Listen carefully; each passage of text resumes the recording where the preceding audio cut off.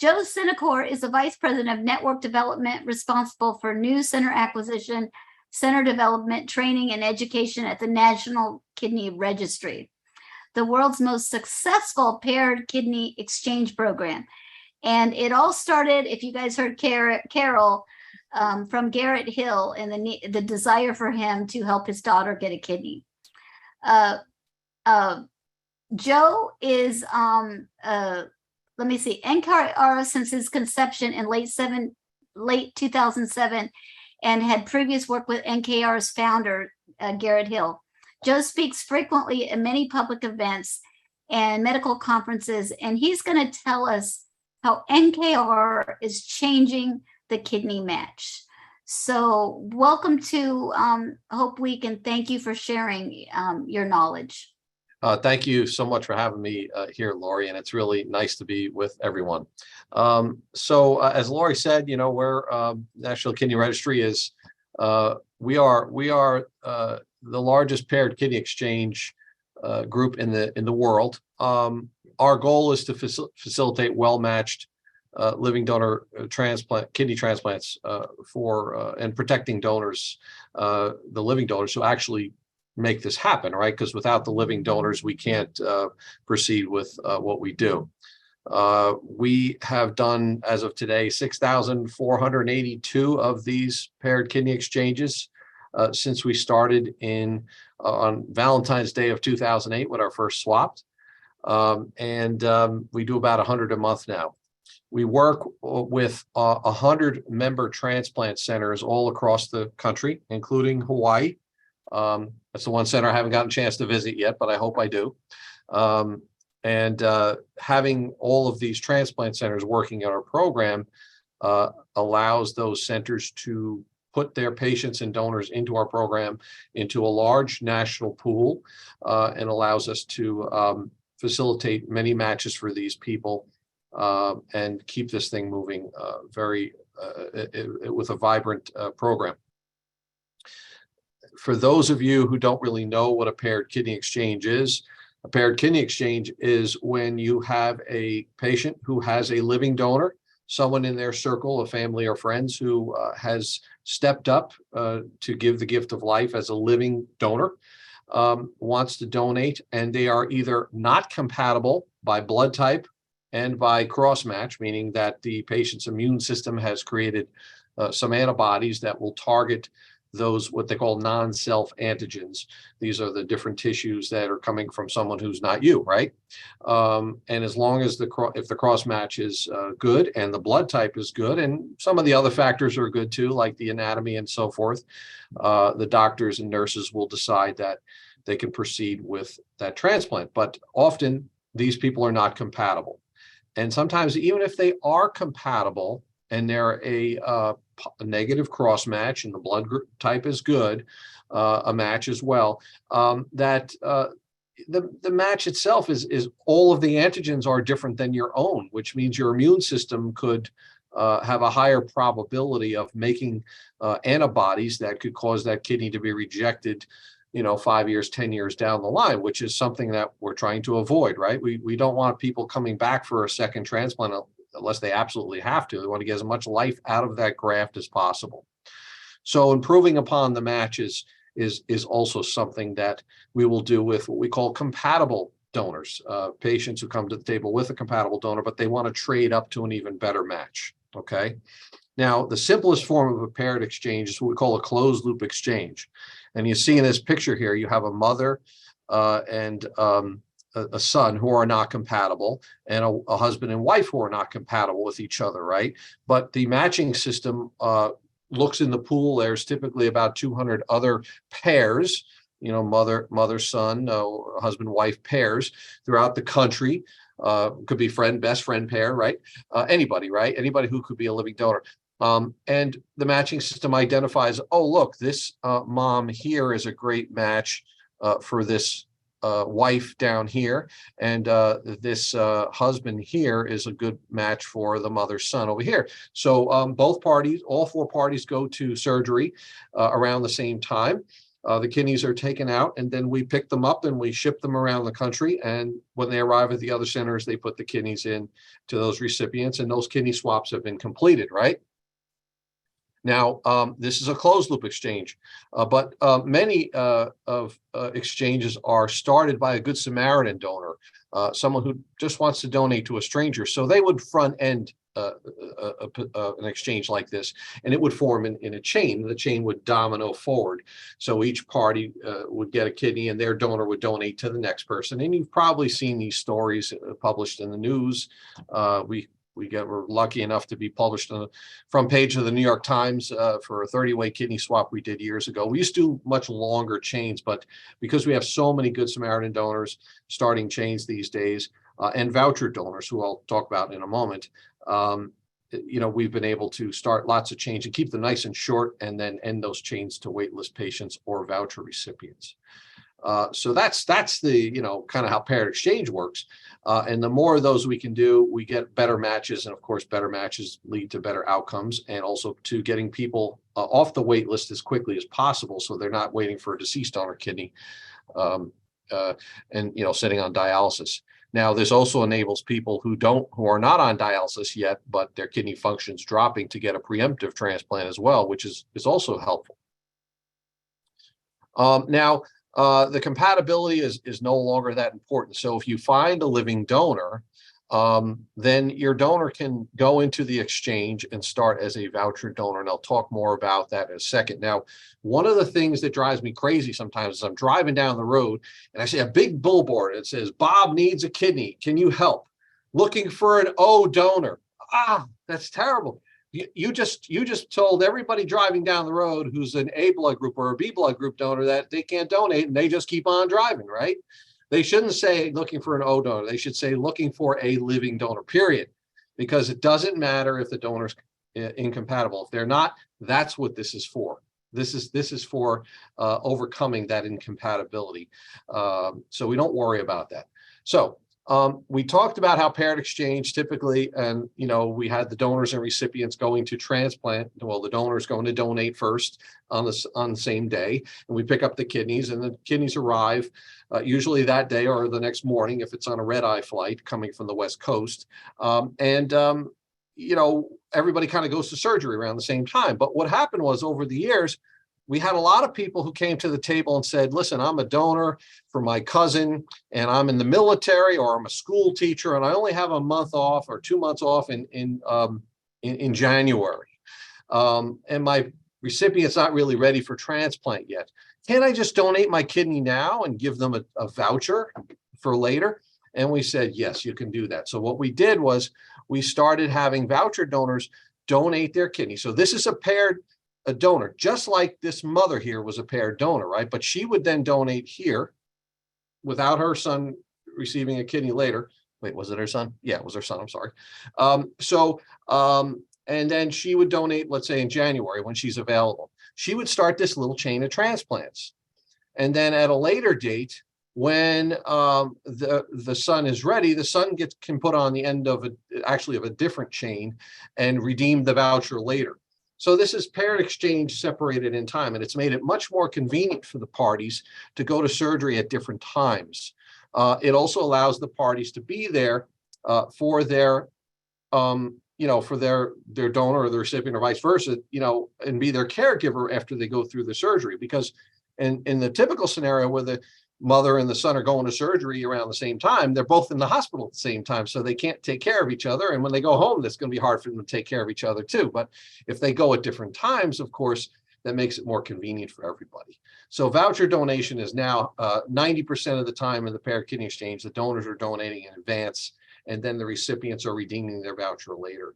And it's made the process much, much smoother. There are family voucher donors too, and these are people who are just Good Samaritan donors from the get-go, who just want to name healthy family members in case they ever need a kidney later. These standard voucher holders, who are those paired donors who broke out and donate in advance, can also name up to 5 healthy family members now as well, because every once in a while somebody can become medically unable to go forward with a transplant, or they may have gotten a deceased donor transplant before they even got scheduled for the living donor and they took the offer, which means the voucher, recipient is not going to redeem the voucher. So assuming that they never redeem the voucher, then their healthy family members later on can go ahead, if they ever get sick and need a kidney, one of them can be, activated and they can redeem the voucher.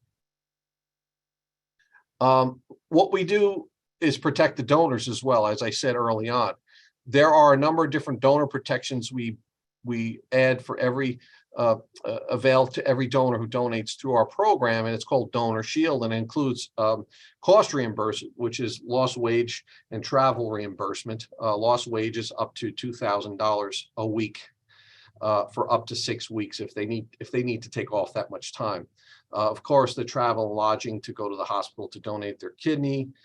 If a living donor who donates in a program ever needs a kidney themselves, then we will go ahead and prioritize them for a living donor kidney later, because that's the right thing to do. Now, it's very rare that that would ever happen. We haven't seen one yet, but if it ever did, we wanted to be there for them. And then, there are other components that we offer as well, along with the program. Legal support, because we've had some people lose their job because they took extra time off to recover after they donated their kidney, or they got rejected for life insurance. So we've weighed in on that with our legal support for those people to help them out. We are also helping the recipients through donor search programs. So we have this program called the microsite program that a number of our hospitals in the program are now developing, which provides a free search microsite website for any patient who's in search of a donor. Because remember, you just got to find one donor who's willing to donate. And if they're not compatible, they can get activated in the program and receive a kidney through a paired exchange. So they get this free web page that they can customize. We have coaches available to help them set up these pages. And then we provide these business cards for them. They can pass out, because the small ask is more important than the big ask. When you need a kidney, it's important to just let everybody know that you are in need of a living donor, and that can you help me spread the word. It's a lot easier than saying, can you help me by donating your kidney, right? Because that person you just asked that question to of, can you help me spread the word? If they have any interest in being a donor, they might just register to be your donor, right? But you don't have to ask them, but you could always ask them to help you spread the word and share this web page on their Facebook. And if you find 10 friends who have a Facebook page, and they each of those friends have 100 friends, you just shared your story potentially with 1,000 people. And if those people register and go through the donor screening system and get cleared for donation, you're off to the races with getting a living donor transplant. Just quickly, how long does it take for us to get people transplanted? I originally told Laura I was going to put any charts in here, but I had to at least throw a couple in here. The median wait time for O recipients, and which is the hardest to match in a pool, has been 72 days. That's the median wait time. Now, if some people are harder to match because if it's their second or third transplant, they become harder to match, right? So those people, there's a smaller subset of those people that might take us more than 3 or 4 months, or even 6 or 8 months to get matched. But the majority of the people are getting matched in under 3 months. So really is great to see a lot of people getting matched quickly. This is the wait time by category. So I won't go through all this, but like I said, about half the people are getting matched in under 3 months.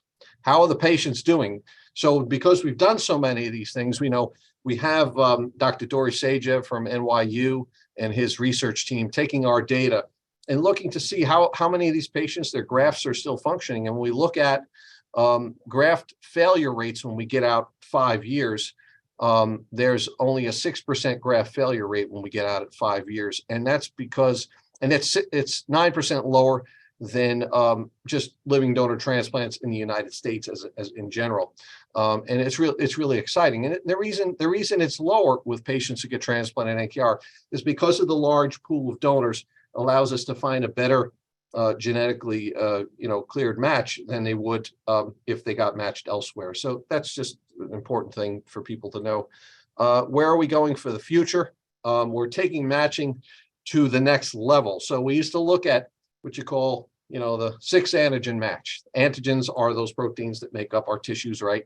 And we're looking to get as many matches as possible with the donor we receive that are closer to our own, right? Well, when you take a deeper look at the antigens and you look down at the molecules of these antigens, there's something called eplets. These are little residues that are on these molecules. It's kind of, like if you look at 2 pieces of chocolate, and one chocolate, they both look the same, but one piece of chocolate has a label on it that says this was produced in a factory that, a facility that processes nuts. Well, for some people, their immune system would not respond very well to any residues from nuts on that chocolate. Now, if you ate the chocolate, you won't necessarily taste the residue for the nuts that's in that chocolate, but they both taste the same. But to one person, that piece of chocolate can be deadly, right? Well, it's the same thing with antigens. Some antigens have this residue on it, this eplets, that are more likely to cause your immune system to respond and make what's called donor-specific antibodies after you get transplanted. And it's those donor-specific antibodies that could attack that graft and cause the graft to fail earlier than expected, right? So this program here, we are now taking molecular, we're looking at the DNA of the donors and recipients at the high resolution DNA level, and it's allowing us to identify mismatches at the eplet level, not just at the whole antigen level, but at the molecular level, the eplet level of the antigens. And for patients who have the luxury of selecting from a larger pool of donors, not every patient has that luxury because some people are so hard to match, they can only take, a small number of kidneys in the pool. But some people are really easy to match, and there's a lot of possibilities. So the centers can now pre-select some of the donors in the pool that are a better match. And of course, if they're a better match at the molecular level, that could lead to even longer outcomes. So that slide I showed you before with the outcomes, the graft failure rate when we get out to 5 or 10 years will be even lower. So that's where we're going for the future. And it's very exciting because we've been doing it for about 2 years now. And we started testing the antibodies of all the patients who've been transplanted under this Kidney for Life program. And so far, all of the people who received a low or zero eplet mismatched kidney have not shown any new antibodies after the first year, which is really good news for those patients long term. So that's where we're going for the future. Lastly, we have a number of resources online that you can look at. If you just go to kidneyregistry.org, there's a ribbon at the bottom of the page, and it leads to all these other websites that we've set up.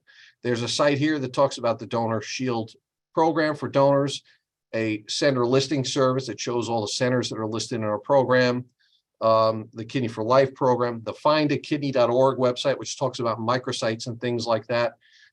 And this other site here, we do these living donor games throughout the year where donors come and compete to show how living donation, even though people have donated their kidney, they can still do amazing things as athletes. So real good stuff. And, I appreciate your time.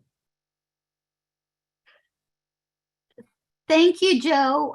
We have a couple questions here. Sure. Can you explain the voucher? If you have a voucher, are there any health conditions that would prevent you from being able to use the voucher?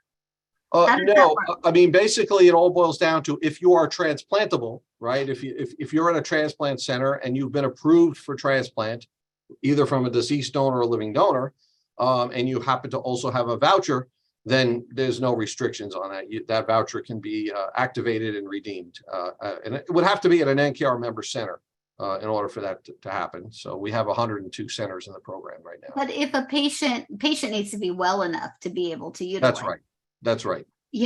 So, and I think this really stemmed from, please correct me if I'm wrong, but a lot of pediatric patients, their parents decide to, wait till a later date to give their kids a kidney. So They might do a voucher program because they're stable enough to give a kidney. And young enough to don't like that. Yeah, or whatever. Whatever it is. So there's just different scenarios. It's all, everybody's finding their way through this because things will change, but it's right. Really wonderful that and I love it looks like you're getting ready to track a hurricane or something behind you. Yeah, we really, I mean, we wanted something that was literally, like NASA, because, there's a lot of moving parts to this program that we run. And there's a lot of ways that things can go awry. So, we have a lot of different monitoring systems, to make sure everything's on track to go forward. And then if things do go awry at the last minute where somebody gets sick and can't go to surgery, sometimes we can manipulate and move patients to different swaps and so forth. And of course, the weather's important because we've got to fly these kidneys. I joke with the centers, I said, rarely do the best matches ever come from less than 1,000 miles away. It's a numbers game, right? I mean, if you want to find a good match, chances are it's not going to be local. It's going to be at another center across the country, So when you put a kidney on the plane, you can track it where it's just like a flight, right? Yeah. So, we put a GPS tracker. We have a fleet of 300 GPS trackers, which are basically Samsung smartphones with all the apps stripped out of them. That goes in the box with the kidney. So we're able to track the kidney all the way to the point where it gets on the plane and then the plane takes off. After the plane gets up over 5,000 feet, we lose the beacon for the tracker. But at that point, we already know that the plane took off and we have confirmations back. And then we'll see it reappear again when it gets on the other side. But when it's in the air, we're tracking the flight. All you got to do is just keep CNN on, because if a flight goes down, they're going to tell you more That's than right. anything, right? Yeah, we use Flight Aware to track the flights. Exactly. Janine has a question. Are there scholarships to cover living, transportation expense for donors or recipients, or can individuals donate money for this purpose? And I think that would be covered under the microsite. The Donor Shield program just covers the donors. We have not been able to build a program to cover, any expenses for the recipients. But for all the living donors, from the time of donation, we're able to cover their travel, their lodging, and because usually someone might travel with them to the hospital as their caregiver when they're donating. So we'll pay for the lodging for their caregiver as well. And it's up to $5,000 in travel and lodging expenses. But most people don't need to being reimbursed for more than $1,000 because there's 100 centers in the program, so they can donate at any one of the NCR centers. Even if if you find a donor and they live on the other side of the country, you don't have to make them travel to your center. You just send them to the closest NCR member center, have them donate there. So that way they minimize the travel and they can be closer to home for their, when they go home to recover, right? What a concept. Make it convenient for the patient and the donor. Another one, it is two, is how many kidney transplants has NKR completed since you started? And then how many swaps are you doing? Just to give some perspective. Well, yeah. So there's been thousands of chains, right? But the actual kidney transplants have been close to 7,000 since we started. It's a little over 100 a month now. 7,000. Wow. Yeah. And that's also how we keep more people getting matched, because as 100 people get matched, transplanted, and leave the pool, the centers are constantly enrolling more patients and donors on the other end at all the 100 centers. So it's a very fluid pool. The matching system runs every day of the week, often multiple times during the day, because we're trying to keep things moving quickly. Well, and then the last question, because I think we're going to need to have you for a kidney talk podcast to get more in depth, because I think there's more questions. There's a lot. How far can you ship a kidney? Really, it's only limited by the willingness of the recipient center for the cold time. So right now we've been shipping them, from Hawaii to New York. That's been the longest shipment that we've had to do. And we have many swaps that, where we're going New York to LA and vice versa and so forth. We actually did a research paper, and we call it the oldest and the coldest. So what we did is we took all of the people who were oldest as donors in the pool, people were, over 60 years old, and then all of the kidneys that were on ice for longer than I think it was 15 hours. Because our average cold time is about 12 to 15 hours, right? Which is perfectly fine. And we're not seeing any degradation to the outcomes in those instances.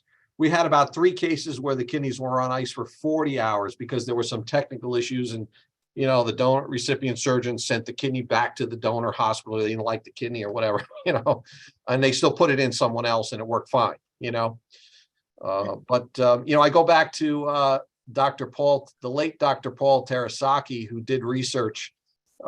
He presented at one of our first conferences in San Diego, and I think, Laura, you came to that one. I think I got an award from you guys. You did. Pretty cool.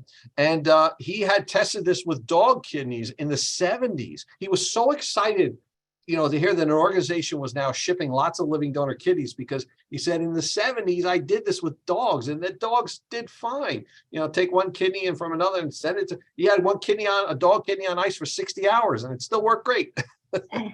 Well, and it's amazing. Dr. Terasaki, he's the true pioneer, and many of us ever even having the possibility to get transplant. And last question, and we're going to move on to our last presentation. But do you ever have reunions, or do you help the donor meet the recipient? Well, we can't really get involved. They don't let us get involved in those reunions. There's a very strict process to protect the privacy of all the parties. So there's, as many know, there's this whole process where, if a donor wants to meet a recipient or vice versa, they have to send a letter to the other coordinator, and then they send it anonymously to the other. And if both parties agree to meet, then they can connect up on their own. But we do have our awards gala every year. We invite the donors, and sometimes we might have a couple of recipients come down for that. Yeah, that's about as far as we can go with making those meetings. Well, it's wonderful, Joe. Thank you so much for your dedication to this, and please give Garrett our best. He was the brainchild behind all of this. We're gonna post this presentation in a little bit. We'll let you know on our website, and we'll link to your site. So hopefully you'll get some more people interested in getting their kidney. That's great. I can email you the hard copy of the presentation. Well, actually, you're going to do the whole. Well, we're gonna do we're gonna try to. There's a lot of gremlins right now with the internet, but we'll send it out, and we'll go from there. And a shout out to our corporate mission partners for making this happen.